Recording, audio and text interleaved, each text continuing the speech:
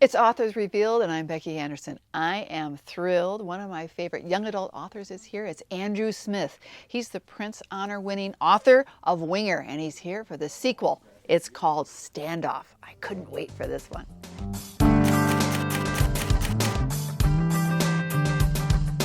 Andrew, welcome back to Anderson's in Naperville. It's great to be back here. Oh my God, well, I am so happy because I personally just love your books. And I want to tell you, when we saw the advanced reader's copy of Standoff, there were many squeals and screams and lots of really happy people.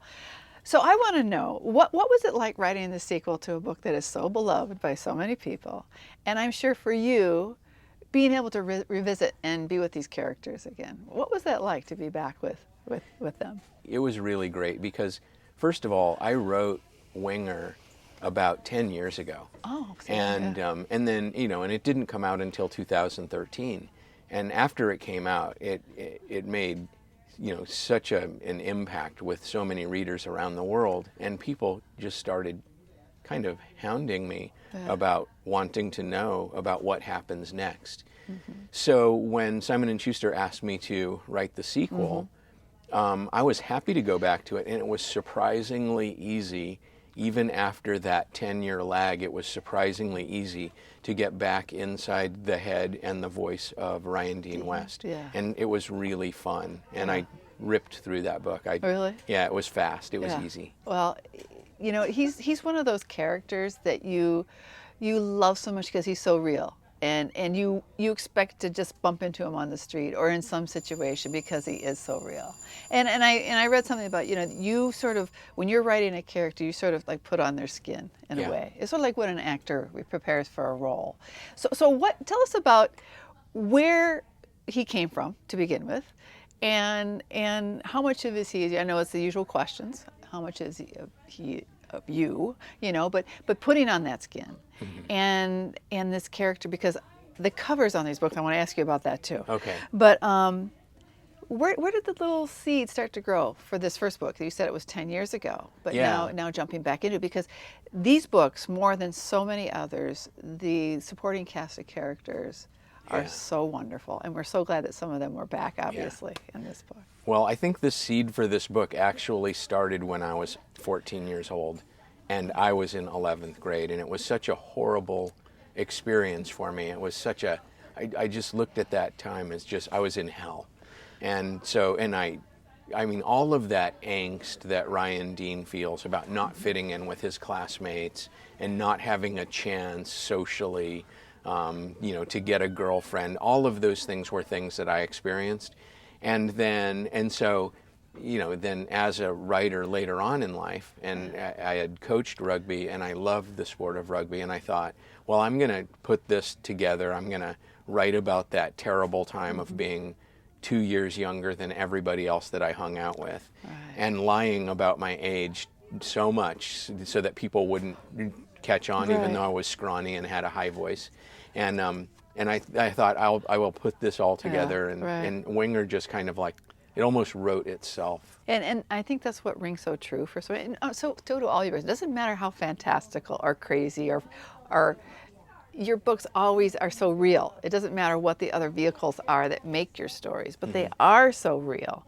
So this is your 11th novel. Do I have that right? I know you're probably not I'm pretty sure it's my 10th. Is it your 10th? Yeah.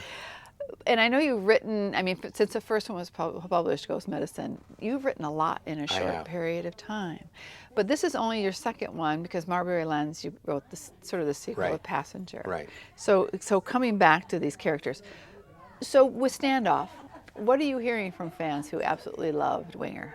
Well, the thing that's most gratifying to me, that I'm hearing a lot from fans and also from serious reviewers, is how well the sequel stands on its own. Okay. And that it also, and that as far as sequels go, so many people are telling me that it kind of exceeds their expectations as far as the surprises in the book and the freshness of the experience of reading it, which is probably a good thing that I spent so much time in between Winger and Standoff. That maybe that helped inform the book and the characters like Sam Abernathy, Yeah, which yeah. I don't know where that guy came from. Oh, he is great. He is great, and I think that what is so great about both of these novels too, and you must be a doodler because of all the art you put into this, and I'm going to call them infographics that are in here with the charts and the comics and the everything that's in here. But Sam is such an interesting. He's sort of a foodie, Yeah. and he's really small. Yeah. But he's 12. Wait. How He's old? 12. He's yeah. 12 years old, Yeah. and he's a freshman at a Yeah. boarding school. Right. So they pair him up with Ryan Dean, Right. which is because they think he'll be a great role model because he was sort of in his same shoes Right. at the same time being a freshman. Right. So a lot of this is sort of your story of being Right. skipping grades and Right. being in a position where you were younger than everybody else at a particular grade. So what other things inform Ryan Dean, but also even Sam or some of the other characters, and it was so great to see Annie again in this book. So, and I know you've taught high school for a long time. So this is private school. So this is a boarding school. Mm-hmm. Where did you get the fodder for writing about a boarding school like this? I think mostly from times that I spent away from home at camps in the summertime, educational camps like writing. I did a writing thing one time in high school. Yeah. But I will say though that that Sam, the character of Sam Abernathy, I dreamed about him, and really? I keep a pad of paper next to my bed, so I write down things that I dream about sometimes, and sometimes they're good, and sometimes they're just insane. But I remember dreaming about Sam Abernathy, the whole thing about him, and the name and everything.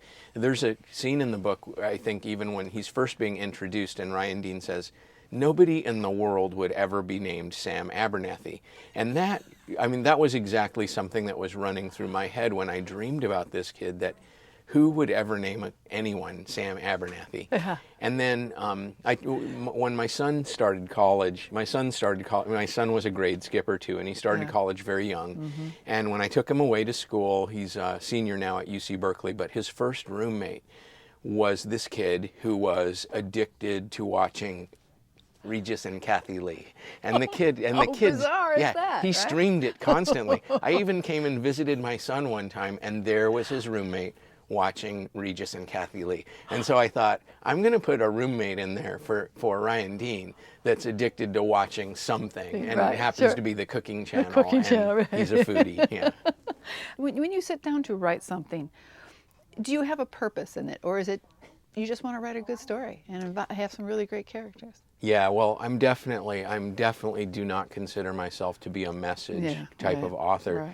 And when I do sit down to write something, I always start from the same place. I start from a place of trying to figure out how to do something that I haven't tried to do before, and also trying to do something that I don't think anybody else is doing right now either. And I think if I always approach writing the beginning of what I do from that kind of central kind of focus, that invariably I'm going to come up with something I think that at least is fresh to me. Right. And then there's the year and a half or 2 year lag of the laugh track, because I don't know whether or not it's funny for about 2 years. Oh, yeah. And then people send me emails or Facebook messages or Twitter messages saying how they fell out of their bed laughing so hard, and that's kind of cool, but there's a real gap there for a writer. You never know. You're kind of sitting, it's a little nerve-wracking, probably.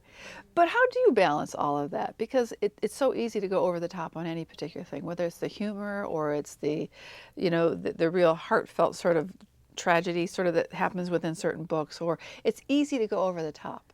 So how do you balance that out? I find that fascinating, how you can do this. Wow, this is the first time I've ever been accused of being balanced. Well, no, but but see, I think you're balanced. You're balanced in the right way, totally. Yeah. Yeah, I mean, it's I don't know how I stop myself from going over the top, because I think I do go over the top a lot, and then very often, right before I hit send, I cut a whole bunch of paragraphs and lines out. Oh, do you? Oh, yeah. Okay. Oh, yeah. But it's so funny. Your books I'm going to tell you honestly, sometimes they're hard to, if you want to talk to somebody very quickly, like you're doing a book talk yeah. and you're talking to a bunch of Yeah. teachers and trying to talk to somebody about Grasshopper Right. Jungle, Right. and you're trying to think of that elevator, that quick blurb. So it's Yeah. really hard. Yeah, there's no way you can do that with most of my books, I think. And that's what makes them so cool that way, I think. Thank you. Because you can't describe them. All you can do is just tell how incredible a read these are, and they're unlike so much other YA that's out there that's so formulaic. So Thank you. So you must keep yourself happy every time you sit down to write a book, because every book is so different than the previous one.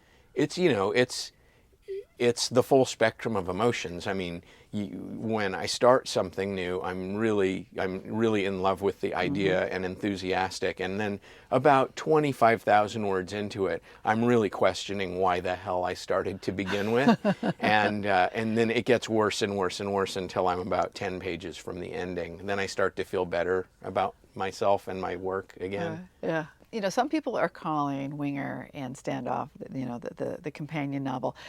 Some are calling it sort of Dead Poets Society with a punch.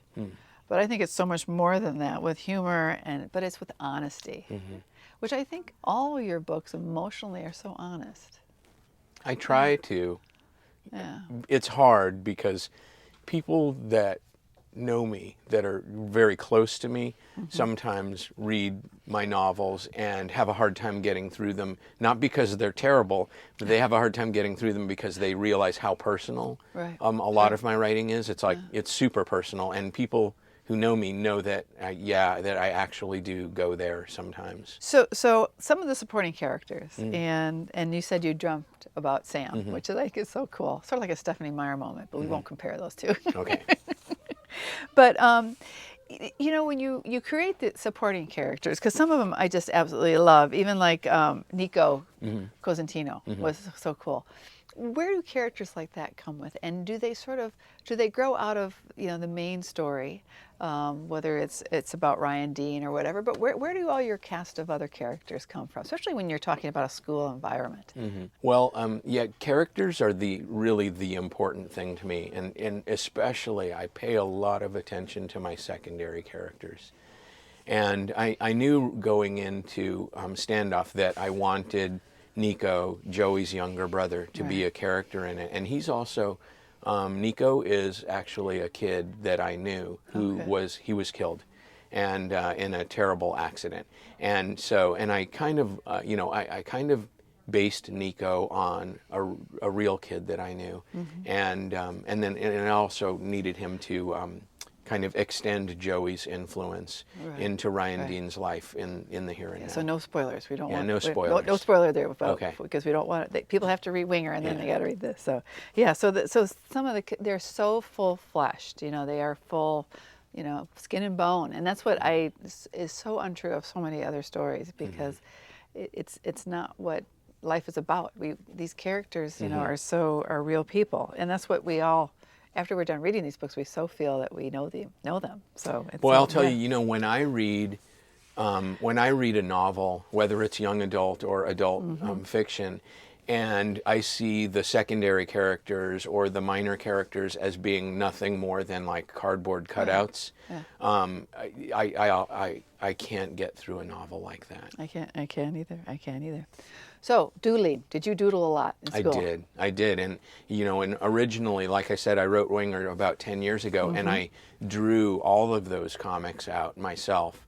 And I realized a couple things. One is that I'm a horrible artist, and two is that it takes me probably as much time to draw a page of graphic novel as it would take me to write 30 pages. So I even started out Grasshopper Jungle as a graphic novel. Okay. And then it's just too hard. But I love graphic novels, and I am actually going to do one. Oh, cool. But I'm not going to illustrate it. But you don't. But you could. I wrote so it. Could. I could. But I'm not going to live that long. It does take a long time, no, for sure. But I love Princess Snuggle. Princess Snuggleworm. Yeah, that was so good. Those are so good in there. So you grew up with three brothers. I grew up with three brothers. Yeah. And it does inform you who you are when you grow up. And you know, I wanted to be a boy for a big chunk of my childhood. You know, I wanted to get away from three boys as fast and as. I always got beat up. I got beat up by everybody. Well, I got beat up a lot too, but I fought back a lot too.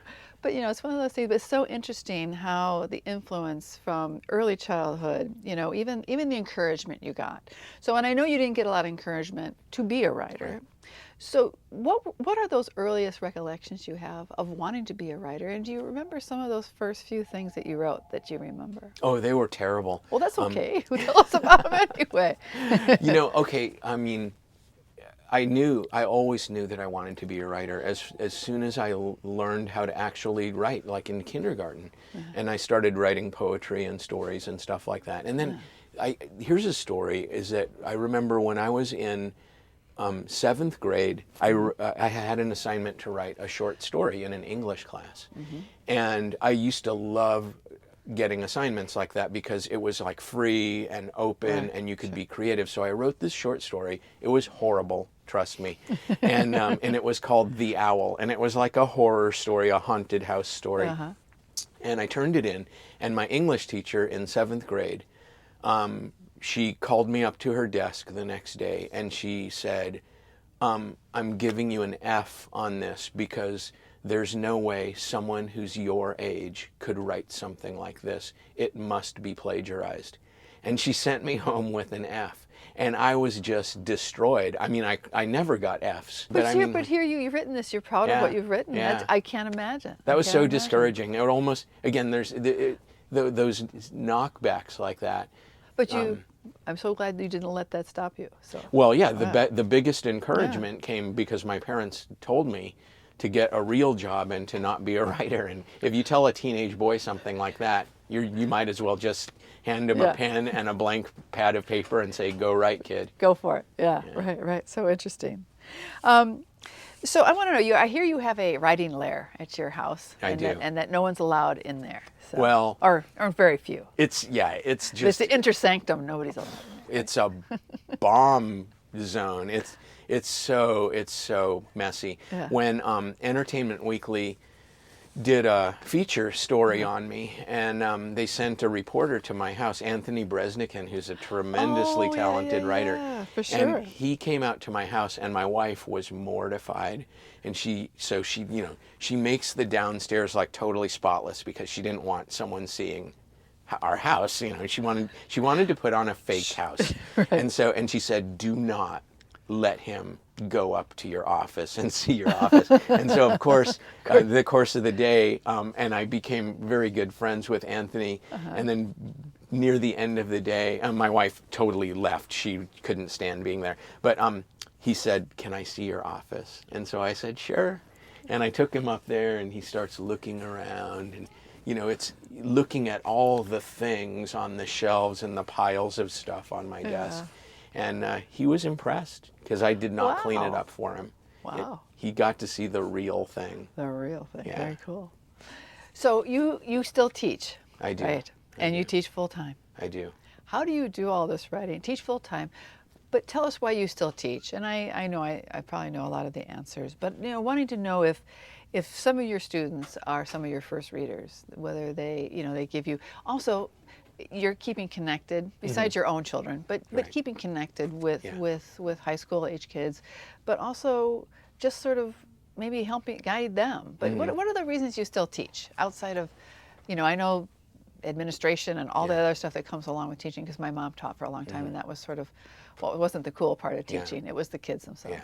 Yeah, it's just I love the interaction with young people, and I love feeling like I can be a little bit of a difference and deliver a little bit of a different message. I think that every school that I visit around the world, every school kind of has its own culture. And unfortunately, in public schools in California, and there are a lot of reasons for this, but unfortunately, there aren't a lot of people, adult role models, who talk about and encourage kids to pursue their interests and careers in the arts. If you're talking about a career in a Southern California public secondary school, you're talking about engineering, math, science, those robotics, computer programming, and so on. And man, the minute that somebody talks about all of the opportunities that are present in America today and in the world today for people who are artistically motivated, it really challenges, I think, the expected order of what public education is trying to do right now. And it's a sad thing, because there are, I mean, what about that kid who loves to write poetry, or who loves to paint or dance or compose music or sing songs? Why do we want to make that kid feel less about himself? Yeah, Because right. I'm telling you, it's a hard job. And if you're going to equate success with the amount of money that you get at the end of a pay period, then that's a sad way to spend all the trips around the sun that you've got ahead of you. Yeah. And I want kids to know that, and I want them to see that there is a lot of reward for pursuing an interest in art. Well, I keep teaching, okay? 'Cause we need you there. We need you there. So, quick question. I want to know, when you sit down, do you outline, or what you're doing surprise you as much as you surprise us? I do not outline. Oh, I love that. That's And the answer so- I'm looking yeah. for. And so Yeah. I start Yeah. at the beginning, Yeah. and I Right. go to the end, and then I'm done. And Yeah. yeah, my endings and the twists that come up, it's all of a sudden in the midpoints of my books, they do surprise me, and they do kind of open new doors, and they lead me in a new direction. Yeah. I'm finishing a book right now, and I'll probably be finished with it in the next couple of weeks. Wow. And I still don't know how it's going to end. I mean, I've Ooh. got, like, there's an A ending and there's a B ending, and I'm still kind of not figuring out. Yeah. It's not telling me which way I should go Yeah. yet. But in a way, that's exciting for you, just trying to figure is. out what it is. It keeps me wanting So to when we go. read it, it will totally be Yeah. exciting for us. So tell me a little bit about the covers, because I love the covers on Winger and Standoff. I love the covers on all your books.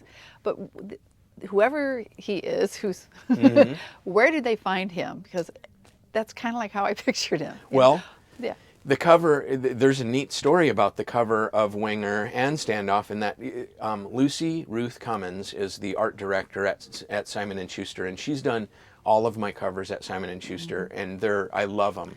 And when we started working on Winger in the editorial process, David Gale connected me with Sam Bosma, who redrew my comics, who did the internal art. And I really loved Sam's artwork, and I said, yes, this is the guy, he's got to do it. So Sam sent me some sketches of all the characters in Winger, how he pictured them. Oh, okay. Then Lucy, the art director, sent me Polaroids of models for the cover.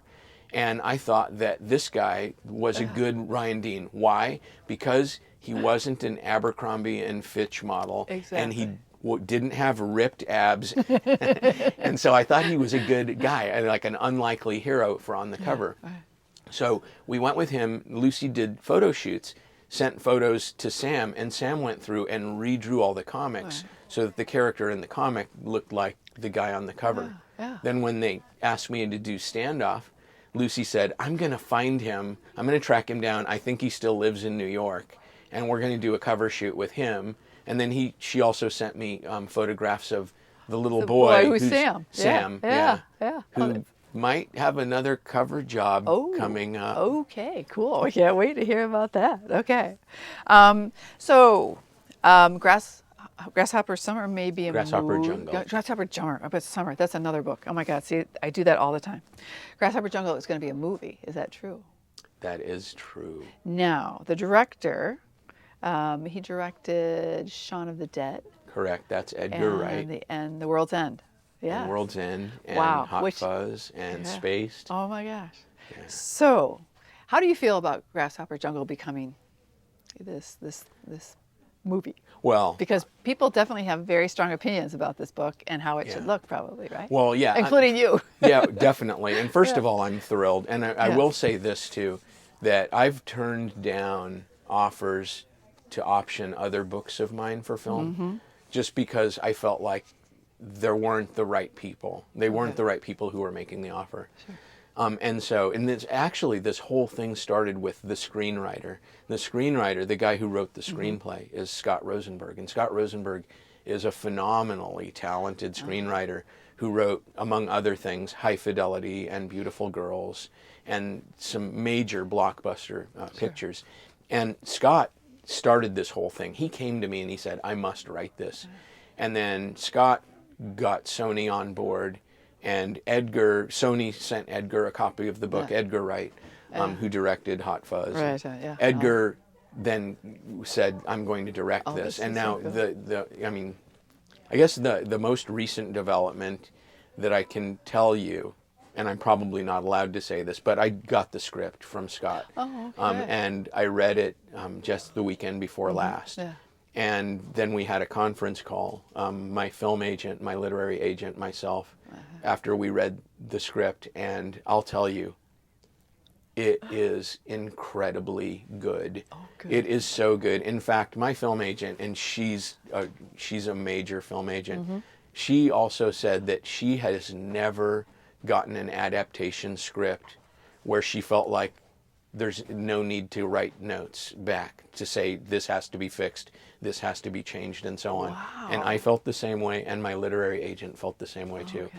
It is such a great adaptation of that book. So there's going to be, well, we know certain, the creatures, like grasshoppers, are going to be computer generated, probably, right? Most probably. Probably? We've talked about, Yeah. I've talked to Edgar about stop motion, like Right. Army of Darkness kind yeah, of stuff, because sure. or like the old 1950s film with James Arness called Them, with the giant ants. I remember that, yeah. Because I think right, that stop motion is kind of like, it's kooky. It is And my kooky. book is kind of kooky. So who knows? Who knows what's going Who to knows, be? Yeah. Well, that's it's so great. You're happy about the script. So I love it. That's I fantastic. love it. That's fantastic. So tell us just a little bit about what you're writing. The book you mentioned earlier. Can you give us just a little bit about what the book is about? Did I say so? I don't know. Well, if you don't want to, we understand. It's I won't go into too many just a details little about bit, it. Just a little bit. It's a book for Julie Strauss Gable at Dutton, who's my editor, publisher for Grasshopper Jungle and the Alex Crow. It is wild and funny and crazy like Grasshopper Jungle, but it's also a pure kind of, I would say it's a pure science fiction in that there's outer space and aliens and robots in it, and and that's what I'll say. Okay, that's good. Good. Yeah. Good. And Alex Crow is so timely right now, considering with all this, well, the other science fiction part of Yes. it, but the whole thing about Syrian Right. refugees, Right. and now we're going to open our doors to more in Right. the United States. So In that's fact, fair. the Yeah. Guardian newspaper in the UK just asked me to write a piece about that because Oh. it's such a hot issue in the UK and in Western Europe. And they wanted me to write a piece about all the Syrian boys that I've met, because when I met the first refugee boy who came over, this was in 2012, and he came to talk to me the day before he was starting school in California. And he had, in the very short span of time, he had gone from just war-ravaged Syria into a refugee camp and then end up in California. And I was so kind of moved by a lot of things about him. One, that when he described his home, where he came from, there was so much love for his home in Syria and his beautiful house, and how angry he was at the situation of leaving that all behind as a 15-year-old boy. Oh, sure. You could only imagine. Wow. And then going from one place of total insanity and then ending up in another place of total insanity, Southern California, with kids walking around with their earbuds in and their faces in their smartphones, and they're texting each other when they could just talk because their friend is only a foot and a half away. Right. And I thought I wanted to tell this story of that experience of going from one place of insanity to another, maybe less toxic, but really insane place too. Yeah, and that's yeah. where Camp Mary Seymour for Boys came from, the camp that's in the Alex Crow. Alex Crow. Andrew, thank you so much. Oh, for sitting thank you down very and much, talking with me. Becky. And I absolutely adore your writing. So. Oh, thank you so much. All right. Wow, what a conversation. One of my favorite young adult authors, Andrew Smith, with his sequel to the book I absolutely love, Winger. It's called Standoff. You got to read both of these. Thanks for joining me on Authors Revealed.